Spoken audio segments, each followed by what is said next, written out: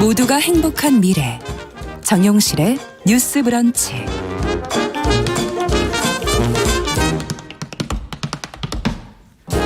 네, 정용실의 뉴스 브런치 듣고 계신 지금 시각 11시 41분입니다. 자, 이번에는 대중문화와 사회문화 현상을 좀 깊이 까칠하게 좀 들여다보도록 하죠. 손희정 문화평론가 자리해 주셨습니다. 어서 오십시오. 네, 안녕하세요. 오늘은 임신 중지와 관련된 미국 내 움직임, 또 이와 관련된 작품도 같이 좀 보자고 얘기해 주셨어요. 네, 그렇습니다. 미국 연방대법원이 로데 웨이드 판결을 폐기하기로 했다는 보도가 나와서 이제 파장이 이어지고 있는데요. 예. 로데 웨이드는 1973년 이후 50년 동안 유지됐던 여성의 임신 중단권을 보장한 판결입니다. 로데 웨이드 판결을 뒤집는 대법관들은 임신 중지를 사라지게 하는 것이 아니라 안전한 임신 중지가 없어지도록 만드는 것이며 네. 여성 경관권이 심각하게 훼손될 수 있다라는 이제 전문가들의 논평이 나오고 있고요.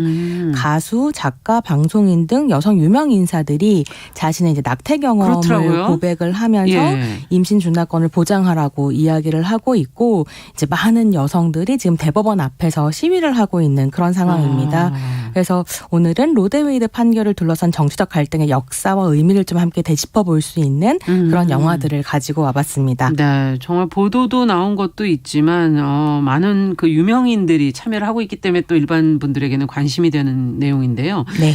자, 그러면 첫 번째 영화 하나하나씩 좀 영화를 살펴봤으면 좋겠거든요. 어떤 걸 볼까요? 네, 첫 번째로 가지고 온 영화는 1996년 작품 더 월이라는 영화입니다. 네. 세 편의 단편으로 이루어진 옴니버스 영화인데요.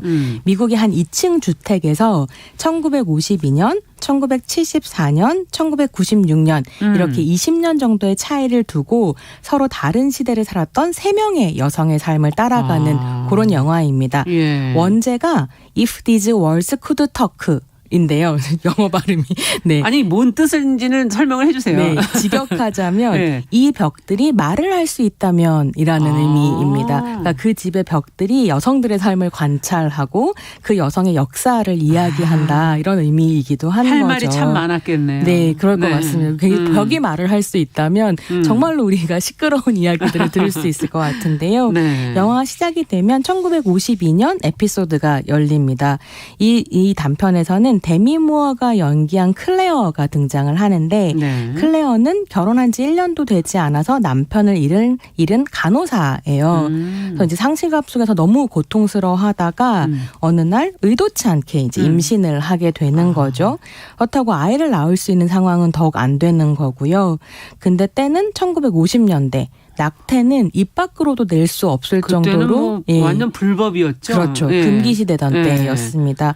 그래서 이제 혼자서 여러 민간요법들을 시도해 보지만 실패로 다 돌아가고요. 어렵게 수소문한 끝에 엄청난 수술 비용을 요구하는 의사를 소개를 받습니다. 당시 돈으로 이제 $400를 요구하는 의사를 소개를 받게 되는데 이 사람이 집으로 찾아와서 그 클레어의 집 식탁 위에서 불법 임신 중단 시술을 하게 되는 거죠. 근데 그 시절에 그렇게 시술을 받은 수많은 여성들이 그러했었던 것처럼 시술은 뭔가 잘못되었고 클레어가 이제 고통을 호소하는데 이미 의사는 도망가고 없는 상태. 그 고통 속에서 홀로 남겨지면서 이제 카메라가 뒤로 쭉 빠지고 장면이 페이드 아웃 됩니다. 어떻게 됐을까? 그리고 다시 장면이 들어오면 이제 1974년으로 옮겨간 거죠. 50년 된 거기서 끝난 거예요? 네, 그렇습니다. 제가 20년 전에 이 작품을 봤었는데 그때의 그 충격과 고통이라고 하는 게 여전히 제 마음속에 남아있고 이제 이거에 그냥 영화라고 소개해드리는 것이 아니라 실제로 있었던 사건들을 사실을 반영해서 만든 작품이기 때문에 얼마나 많은 여성들이 로데 웨이드 이전에 고통받았는가 하는 걸 좀 볼 수 있는 거죠. 네, 의사 자격증도 제대로 없는 사람이었을 수도 있고. 그렇습니다. 네, 이 불법적인 거니까 책임도 없고. 네, 도망가 버리면 끝인 거죠. 네. 74년 에피소드는 22년 후 클레어가 살던 집에 이제 다른 사람이 살고 있는데요. 그렇겠죠. 이남 이녀의 자녀를 둔 바브라가 살고 있습니다. 오랫동안 가정주부로 살다가 새롭게 이제 공부를 막 시작한 시점이었는데 또 임신을 하게 된 거죠. 근데 이 개인적인 사정일 뿐만이 아니라 집 집의 경제적 상황도 아이를 더 낳아서 키울 수가 없는 그런 사정입니다.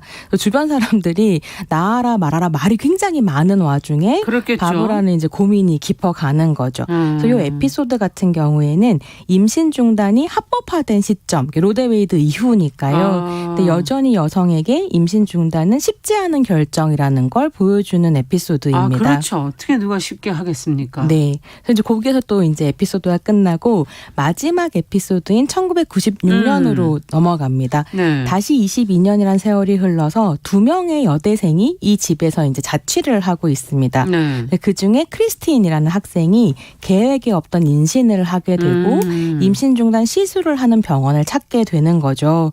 근데 그 클리닉 앞에는 매일같이 낙태 반대론자들이 시위를 하면서 시술을 하는 의사들을 위협하고 있는 상황입니다.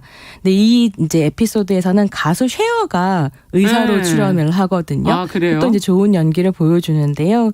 이제 크리스틴이 시술대에 누워서 시술을 받기 전에 쉐어한테 물어봐요. 저렇게 막 반대하고 시끄럽고 위험한데 왜 이 일을 계속하느냐 이렇게 물어보니까 쉐어가 뭐라고 답하냐면 불법 낙태 시술로 여자들이 죽던 때가 있었다. 나는 다시 그 시절로 돌아갈 수 없기 때문에 이 일을 계속한다.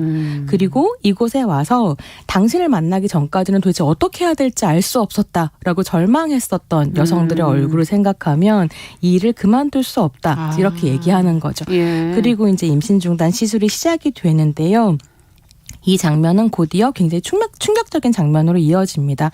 낙태 반대론자인 한 남성이 병원 안으로 들어와서 쉐어한테 총을 쏴서 살해하는 거죠. 그렇게 해서 이제 쉐어가 크리스틴의 이렇게 가슴에 안겨서 또 피를 흘리는 것으로 이 에피소드는 마무리가 되는데요. 예. 실제로 임신 중단을 둘러싼 논쟁이 격화가 되면서 90년대 이후에 임신 중단 시술을 하는 병원에 폭탄을 터뜨리거나 그야말로 테러를 하거나 생명을 위협하는군요. 네, 의사를 총격하는 경우들이 있었고요. 의사들이 실제로 사망했습니다. 그래서 제도적으로 보장되어 있다고 해서 권리가 안전하냐. 지켜지는 건 아니다라고 하는 것들을 이런 이제 사건들이 보여주는 것이고 사실은 여성들의 임신 중단권을 보장할 수 있는 문화가 만들어져야 된다라고 하는 것들을 좀 고민하게 만드는 그런 작품입니다. 그러네요. 법제도적인 것이 되었다 하더라도 인식과 문화가 되지 않는 한은 결국은 이게 편안하고 안전할 수 없는 것이구나 하는 걸 다시 한번 느끼게 되는데 이러니까 이제 로데웨이드 판결이 필요했던 것이 아닌가 하는 생각도 들면서 그런데 이 판결이 최근에 뒤집어지면서 이제 이게 보도가 전 세계적으로 이제 나가게 된 거 아닙니까? 뒤집히게 될 수도 있다라는 이제 가능성이 보도되고 있는 건데요. 사실 왜 이렇게 이게 이제 정치적인 쟁점이 되었는가를 좀 봐야 되는데 왜 그런 겁니까? 그러니까 미국 같은 경우는 보수당인 공화당과 진보당인 민주당의 양당 체제잖아요. 그렇죠. 이 양당 사이의 정치적 입장차가 가장 첨예하게 갈리는 이슈 중에 하나가 바로 임신 중단을 처벌할 것인가 말 것인가입니다. 아니 근데 이게 정치적인 문제입니까? 그러니까요. 좀 이따가 또 왜 이게 정치적 쟁점화 됐는지를 설명드릴 텐데요. 이게 이제 정파적으로 얼마나 중요한 문제가 되어버렸냐면 예를 들어서 트럼프 같은 경우를 보자면 이 사람이 처음에 정치를 하려고 했을 때 민주당에 기웃거렸던 사람이거든요. 그렇죠. 그래서 민주당에 기웃거릴 때는 여성의 임신 중단권을 지지했었던 사람이에요. 그런데 공화당으로 옮기면서 임신 중단 처벌에 갑자기 찬성하기 시작하고요. 선거 캠페인 동안 내가 대통령이 되면 대법관에 임신 중단 을 반대하는 사람을 임명하겠다라고 공언을 하면서 대통령이 된 부분도 있습니다.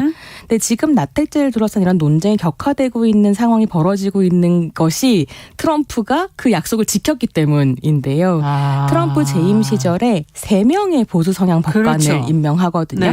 9명 중에 3명을 트럼프가 임명을 한 거고 그래서 현재 9명의 대법관 중에 6명이 보수고 3명이 진보인 상황입니다. 근데 그래도 평소에는 보수로 분류되는 대법원장 존 로버츠가 여성의 임신 중단권 관련해서는 진보 쪽으로 목소리를 내고 있어서 현재 이 상황이 계속 이런 사안들이 계속 대법원에 올라가는데 보수 5대 진보 4 정도의 이제 결과가 계속 나오고 있는 상황이기도 한 거죠. 근데 사실 1973년 판결 이후로 로데웨이드를 반대하는 목소리는 계속 있어 왔는데 그렇군요. 이게 1980년대 이후에 이 목소리가 공화당을 중심으로 정치 세력화되고요. 이게 정치적인 문제가 되어버린 거죠. 근데 이 상황을 잘 보여주는 다큐멘터리가 오늘 이제 두 번째로 소개해드릴 제인 로 케이스 뒤집기라는 다큐멘터리입니다. 이건 또 뭔 내용이에요? 이게 제목이 제인 로 케이스 뒤집기인데요. 케이스라는 게 법적 케이스인가요? 법적 케이스인 건데요. 네. 제인 로는 로데 웨이드 케이스의 당사자로 가명이에요. 그래서 텍사스주에 살던 여성인데 성폭행으로 이제 임신을 하게 되고 임신 중단을 할 수 있는 권리를 보장해달라라는 이제 소송을 진행을 거죠. 하게 되면서 이게 로데 웨이드 케이스로 자리 잡게 됐는데요. 제인 로 케이스 뒤집기라고 하는 말은 해석하자면 로데 웨이드 뒤집기로 해석하면 됩니다. 그렇겠네요. 이게 2010년대 초부터 미국의 각 지방 정부에서 300개가 넘는 낙태 규제 법안이 통과가 됐고요. 네. 낙태할 권리가 2010년대 내내 서서히 줄어들고 있다는 사실을 추적하는 다큐멘터리예요. 근데 이 작품 같은 경우는 2018년 작품인데 굉장히 최근이네요. 네, 그 이후로도 상황이 점점 나빠져서 2020년이 된 지금에는 로데 웨이드가 폐기되면 미국의 50여 개 주 중에 26개 주에서 즉각적으로 임신 중단이 불가능해지는 상황이라서 지금 이제 여성들이 정말 사활을 걸고 반이 넘잖아요, 네, 지금. 시위를 하게 된 건데요. 다큐 같은 경우에는 임신 중단권을 옹호하는 이들과 임신 중단하면 안 된다라고 하는 이들의 의견을 차근차근 이제 따라가면서 상황들을 좀 설명하고 있습니다. 근데 저한테 인상적이었던 건 여기 다큐에 출연한 한 의사의 말인데요. 이런 이야기를 합니다. 낙태를 당신이 어떻게 생각하든 상관이 없다. 근데 중요한 건 뭐냐면 현실. 예, 미국에서는 4명 중에 1명이 낙태를 하고 있고 낙태라고 하는 것은 의사인 나에게는 기본 진료다.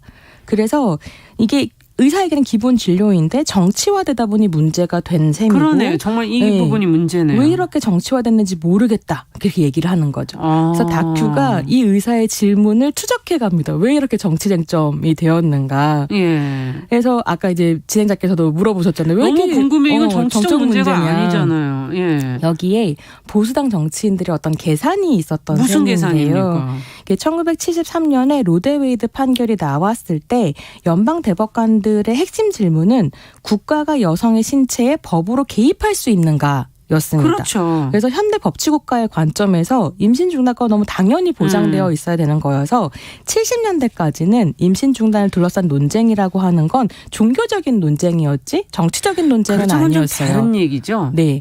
그래서 이게 종교적인 논쟁은 또 따로 해볼 수 있는 맞습니다. 부분이지만 정치적 논쟁은 아니었습니다. 네. 근데 1980년이 되면 대선이 이제 대선 전국이 열리는데 이때 공화당 후보가 그 유명한 로널드 레이건이었어요. 신보수주의의 기수라고 할 수 있는 사람이죠. 근데 이 사람이 선거 캠페인을 하면서 선거 전략으로 낙태에 강하게 반대하던 복음주의자들에 주목하게 됩니다.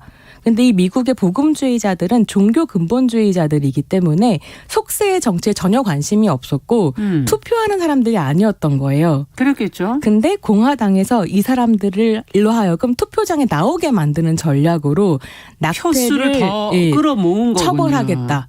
이 신의 뜻을 내가 정치의 장에서 펼치겠다. 10계명을 실천하겠다. 이렇게 종교 영역의 문제인 것인데. 들고 나온 거죠. 그러면서 복음주의자들이 정치적으로 조직되기 시작을 하고요. 종교가 정치화되는. 네, 그게 확실히 성공 전략이었던 겁니다. 근데 흥미로운 건 뭐냐면 그렇게 선거 캠페인을 했었던 레이건도 1970년대 캘리포니아에서 주지사를 하던 시절에 여성의 임신 중단권을 보장하는 법안을 인준하기도 했었거든요. 그러니까 모순된 행동을 하는 거네요. 계속 그런 거죠. 레이건뿐만이 아니라 트럼프도 그랬고. 네, 트럼프도 그렇고 레이건 다음에 집권했던 아빠 부시 있잖아요. 아빠 부시도 임신 중단권을 옹호하는 정치인이었는데 대통령이 되면서 입장을 완전히 바꾸게 됩니다. 그래서 사실 공화당에서 정치를 하려면 임신 중단권에 반대하지 않으면 사실 정치를 할 수 없는 이런 상황이 돼서 자신의 개인적인 신념과 이제 무관하게 정치적 액션을 하게 되는 부분들이 있는 거죠. 네. 근데 거기에 왜 이 문제가 이렇게 결국은 그 전에 투표를 안 했던 표를 네. 가져와서 그렇습니다. 그 당의 어떤 주요 선거 전략이 돼버린 거군요. 네, 그렇게 되는 거죠.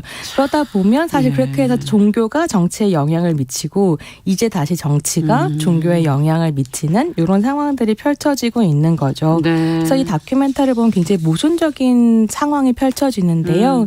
임신 중단 클리닉에서 여성들의 임신 중단을 돕는 의사도 기독교인이고 반대하는 사람도 다 기독교인이고 그러니까 그 신앙이 사실 같은 방식으로 실천되지 않는다라고 하는 것도 같이 이제 생각해 볼 수 있겠습니다. 네, 저희가 이제 한 1분여 남아가지고 한 네. 가지만 마지막으로 정리를 해주시죠. 이게 작년에 배우 우마 서머니 이제 자신의 임신 중지 경험을 대중들한테 공유하고 이런 일이 있었거든요. 그 핵심적인 이유가 뭐였냐면 2021년부터 시행된 텍사스의 심장박동법 때문이었습니다. 이게 이제 뭐 태아의 심장 박동을 확인할 수 있는 6주 이후로는 낙태를 금지하는데 당사자와 의사는 물론이고 여성이 낙태를 위해 병원으로 갈 때 택시를 타고 갔다면 그 택시 운전사까지 처벌하는 아이고. 법이고요. 성폭력을 당했거나 뭐 했거나 아무런 이유에 상관없이 처벌하는 법이어서 아이고. 굉장히 큰 문제였습니다. 근데 이 텍사스 심장박동법 가처분 신청이 5대4로 기각되면서 지금 전국적으로 공화당이 집권하는 지자체에서 여성들의 이제 신체가 이런 상황 위험에 놓여 있거든요. 근데 이렇게 임신 중단이 불법화되면 여성 건강권을 크게 해칠 뿐만이 아니라 사실 이 피해는 가난하고 빈곤한 그렇죠. 여성들에게 더 큰 영향을 미친다라고 하는 점을 좀 기억할 필요가 있겠습니다. 네, 오늘 선우정의 문화비평 시간이 좀 부족하지만 여기까지 듣겠습니다. 말씀 잘 들었습니다. 네, 감사합니다. 안녕히 계십시오.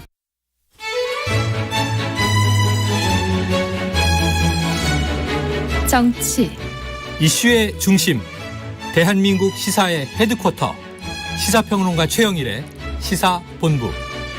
경제, 여러분의 사업과 투자에 영감을 드립니다. 성공예감 김방입니다. 젠더. 세상을 보는 여성의